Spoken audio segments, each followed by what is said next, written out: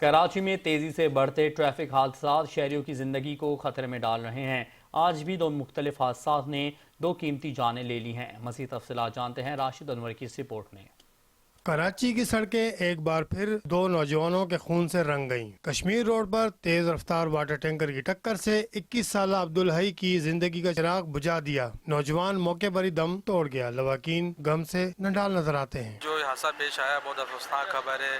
کب تک شہری معصوم بن کے رہیں گے، کب تک ہم اپنے جانیں دیتے رہیں گے، ٹینکروں کے نیچے آگے کچلے جائیں گے۔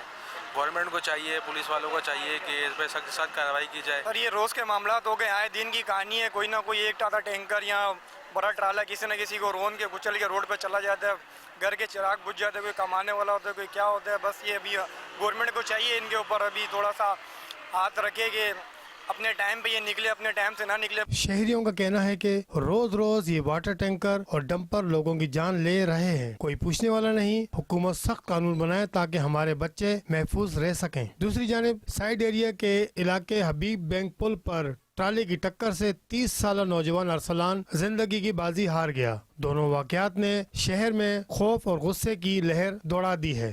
ریسکیو ذرائع کے مطابق دونوں لاشوں کو جناح اسپتال لایا گیا۔ ضروری کارروائی کے بعد سردخانے اور پھر ان کے گھروں کو روانہ کر دیا۔ یہ آج جو ہے کراچی میں دو واقعات پیش آئے ہیں۔ ایک سائٹ ایریا میں پیش آیا جو ٹرالے نے ہٹ کرا تھا بائک سوار کو، جام بحق ہو گیا تھا موقع پر ہی، اور دوپہر کے ٹائم جو ہے وہ کشمیر روڈ پر واٹر ٹینکر کی ٹکر سے بائک سوار جام بحق ہوا۔